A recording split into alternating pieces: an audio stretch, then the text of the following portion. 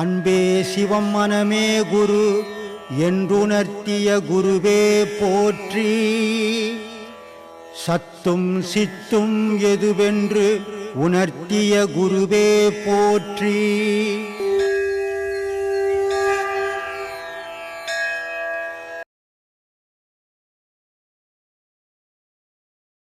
பாம்பாட்டு சித்தர் பாடல்கள் சொல்லு.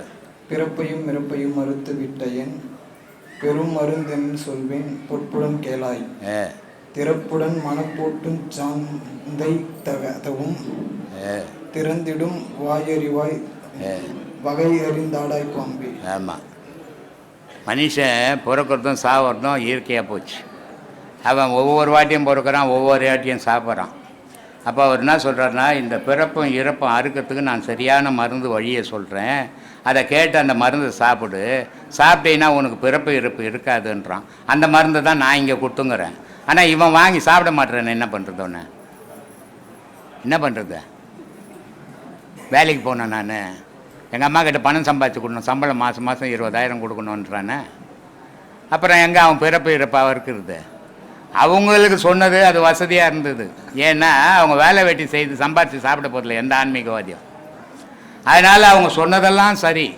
ஆனால் இந்த மனிதன் வேலை வெட்டி உட்காந்தானா சோறு கிடையாது, இவன் ஓடி ஓடி சம்பாதிச்சு ஆகணும். அப்போ எங்கே பிறப்பு இறப்பாக இருக்கிறது?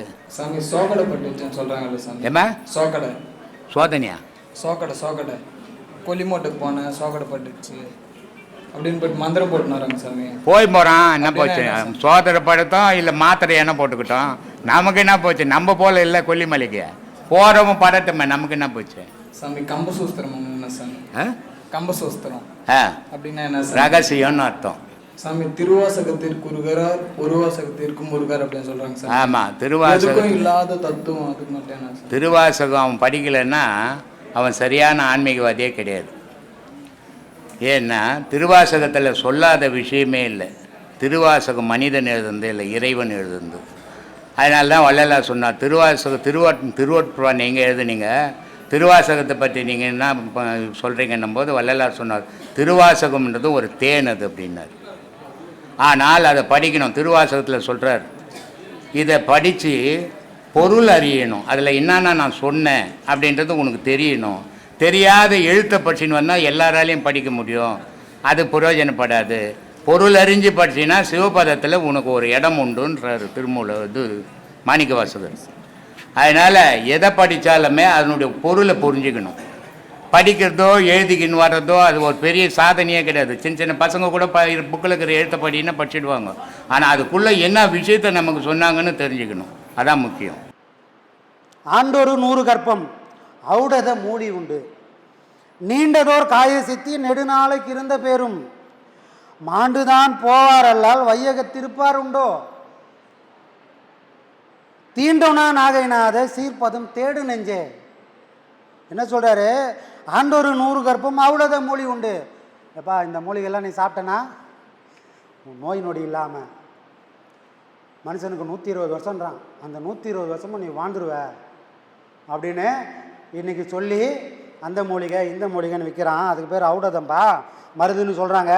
இதை சாப்பிட்டனா ஆண்டொரு 100 கற்பம் ஔடத மூலி உண்டு, நீண்டதோர் காய சித்தி நெடுநாளைக்கு இருந்த பேரும். சரி, இப்படிலாம் சொல்லி நம்மளை ஏமாத்துறான். சரி, உண்மையாக கூட இருக்கட்டுமே, அவெல்லாம் சாப்பிட்டானே, அதெல்லாம் செஞ்சாங்களே, செஞ்சவன் எவ்வளோ காலம் இருந்தான் இந்த உலகத்தில்? இதை மாதிரி செஞ்சு இந்த மூலிகை அந்த மூலிகை இந்த மூலிகை சாப்பிட்டா, இந்த மருந்தை சாப்பிட்டா, இந்த பாஷணத்தை சாப்பிட்டா இதெல்லாம் ஆகும்னு சொல்லி சொன்னாங்களே, செஞ்சவன் இருந்தானா இல்லை அந்த மருந்தை சாப்பிட்டவங்களாம் இந்த உலகத்தில் இருந்தானா? ஒருத்தர் கேட்குறாரு, இருந்தானா சாமி? யாரும் இல்லையே. இதை சாப்பிட்டா நீ 1000 வருஷம் வாழ்வன்றான், 100 வருஷம் வாழ்வன்றான். அதான் கண்ணதாசன் ஒரு இடத்துல சொல்லுவார், விதி என்ன மதி என்ன, 100 வருஷம் வாழறது எப்படி அப்படின்னு ஒருத்தர் புக்கு எழுதுனான்னா, அப்படின்னு ஒருத்தர் புக்கு எழுதுனா, இந்த புக்கை படித்தா 100 வருஷம் வாழலான்னு ஒருத்தர் புக்கு எழுதுனா, அதுக்கு பேர் என்னது? மதி. அது அவரோட புத்தியில் அவரோட அறிவில் யோசனை பண்ணி இதெல்லாம் பண்ணால் 100 வருஷம் வாழலான்னு எழுதிக்கிறாருப்பா, அது அவரோட மதி. ஆனால் 100 வருஷம் வாழலான்னு எப்படின்னு சொன்ன வரையும் 50 வயசுலேயே போக வேண்டிய நிலை வந்தால் அதுதான்ப்பா விதி. விதி பெருசா மதி பெருசா? கண்ணதாசன் சொல்கிறான், விதிக்கும் மதிக்கும் உள்ள வேறுபாடு. நான் அப்படி வாழலாம், நான் இப்படி வாழலாம், நீ மதியால் எப்படி ஒன்றா கணக்கு பண்ணலாம். ஆனால் விதி ஒரு கணக்கு போட்டு வச்சுருக்கோம். அந்த எல்லையை, அந்த கோட்டை இந்த உலகத்தில் ஒருத்தனாலும் தாண்டி போனதே கிடையாது. அது மட்டுமே ஜெயிக்கும். சரிங்களா? அப்போது இப்படிலாம் சாப்பிட்டானப்பா, இதெல்லாம் கேட்டுட்டு இதெல்லாம் சாப்பிட்டானே, அவன் எத்தனை வருஷம் வாழ்ந்தான் அப்படின்னு கேட்குறாரு. நீண்டதோர் காய சித்தி நெடி நாளைக்கு இருந்த பெறும். அப்படிலாம் வயசாகி ரொம்ப நாளைக்கு இருந்தால் கூட அவன்லாம் எங்கே போனான்? மாண்டு தான் போவரால் வையகத்து இருப்பார் உண்டோ. இவ்வளோத்தையும் சாப்பிட்டவன் செத்து தாண்டா போனான். அவன் எங்கடா இருந்தான்? இப்படி சாவறதுக்கடா மருந்து சாப்பிட போகிற? எல்லாம் இருக்குது சாமி. சாவு எப்போ வரும்னு தெரியல சாமி. என்னால் இந்த துன்பத்தை தாங்கவே முடியல. சொல்கிறவங்க எவ்வளோ பேர் இருக்கிறாங்களே. அப்போ இந்த வாழ்க்கை ஒரு வரமா சாபமா அப்படின்னா 99% பேருக்கு ஒரே சொல்லக்கூடிய ஒரு வார்த்தை, இந்த வாழ்க்கை வரம்னு சொல்ல மாட்டாங்க, இந்த வாழ்க்கை ஒரு சாபங்க. ஒரு நாளைக்கு சந்தோஷமாக இருக்கிறாங்க, அடுத்த டைமை தூக்கி போட்டு மிதிக்கிறாங்க. எதுக்கு அடி வாங்குறது இல்லை, எதுக்கு அழுகுறது இல்லை, அவ்வளோ கஷ்டம் வருது. அப்படி சொல்கிறவங்க தானே சாமி இருக்கேன். ஒரு சந்தோஷம் நிற்குதான், ஒரு சாப்பாடு சாப்பிட்றோம், நல்ல ருசியான சாப்பாடு சாப்பிட்டேனே, இதே வாயில் அது நின்றுதுன்னா எவ்வளோ சந்தோஷமாக இருக்கும். ஆனால் இந்த ஒரு ஜானை தாண்டி உள்ளே போனவொன்னே அந்த சுவை எங்கே போச்சுன்னே தெரில. இவ்வளோ நேரம் தான் இன்பம். இந்த வாயில் போட்ட சாப்பாடு இந்த தொண்டைக்குழியை தாண்டி உள்ளே போனால் இந்த வாய்க்கே சுவை தெரியாதுப்பா. அவ்வளோதான் நீங்கள் இன்பம் நினச்சிக்கிற எல்லா விஷயமும் அந்த கன நேரத்தில் மறைஞ்சு போயிடும். மிச்சம் இருக்கிற நேரம்லாம் துன்பம் மட்டுமே நிறைந்த வாழ்க்கை. இந்த இப்படி ஒரு வாழ்க்கையில் நீ எத்தனை வருஷம் வாழ்ந்தால் என்ன பெருமை இருக்கு? வாழக்கூடிய நாள் சிறிதளவு ஆனால் இருந்தால் கூட அந்த வாழ்க்கையில் நீ ஒரு நிம்மதியும் நீ சந்தோஷமும் இருக்கணும். விவேகானந்தர் சொல்கிறாரு, ஒரு மனுஷன் 100 வயசில் சாதிக்க வேண்டியதை நான் 39 வயசில் சாதிச்சுட்டு இப்படி ஒரு சாதனையை யாரும் செய்ய முடியாதுன்னு செஞ்சுருக்கேன்னு யார் சொல்கிறது? விவேகானந்தர் சொல்கிறாரு. அப்போ வாழ்நாள்ன்றது ஒரு மனுஷனுக்கு பெரிய ஒரு விஷயமே கிடையாது. அந்த வாழ்நாளுக்குள்ளே அவங்க எப்படி வாழ்ந்தாங்கன்றது மட்டும்தான் இந்த உலகம் பார்க்க போகுது. உன்னோட அடையாளத்தை உன்னை வாழ்ந்த வாழ்க்கையெல்லாம் இங்கே யாருக்கும் எடுபடாது. அது 3 மாதம் வீட்டில் இருக்கும், ஃபோட்டோவாக இருக்கும். அது யார்? அடுத்த வீட்டில் யாராவது பெரியவங்க சாவாத வரைக்கும் தான் உன் ஃபோட்டோ இருக்கும். உனக்கு முன்னாடி எவ்வளோ பெரியவங்க செத்தாம நீ உனக்கு அப்புறமா வந்து யாரா சாவ போகிறாங்க. அவங்க சாவாத வரைக்கும் நம்ம ஃபோட்டோவும் நம்ம வீட்டில் இருக்கோம். அவங்க வந்த பிறகு நம்ம ஃபோட்டோவை எடுத்து வச்சுட்டு அடுத்து சாவங்கள ஃபோட்டோ வச்சுருவாங்க. செத்தாரை கண்டு இனி சாம்பினங்கள் கதறுகின்ற வித்தகமான உலகம் இது. வித்தகன் ஏன்னு சொன்னாங்க தெரியுமா? வித்தகனும் ரசிக்கிறாங்களாம். சினிமாவுக்கு போகிறோம், சினிமாவில் போனால் சந்தோஷமான காட்சி வந்தால் சந்தோஷப்படுறான், அழக்கூடிய காட்சி வந்தால் அழுகுறோம் உக்காந்துன்னு. ஏண்டா வந்துக்கிறதே டிக்கெட்டை வாங்கிட்டு வந்துக்கிறேன், அங்கே நடக்கிறது நாடகம், நீ எதுக்கு அழுகுற, நீ எதுக்கு சிரிக்கிற? வித்தாரம் வித்தாரமாக இந்த உலகம் இருக்குது. வேடிக்கை பார்க்க வந்த நான் அதை ரசிச்சுக்கின்னு இருக்கிறேன்.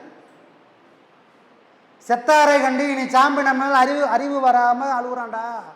ஏன்னா அவனுக்கெல்லாம் அழுகுற, உனக்கு போய் யார் அழுவா? உனக்காக நீ அழு. நான் எனக்கும் ஒரு நாள் இப்படி வரும், அந்த நாள் வரும்போது இப்படி ஊரெல்லாம் அழுகுற மாதிரி இருக்கக்கூடாதுப்பா.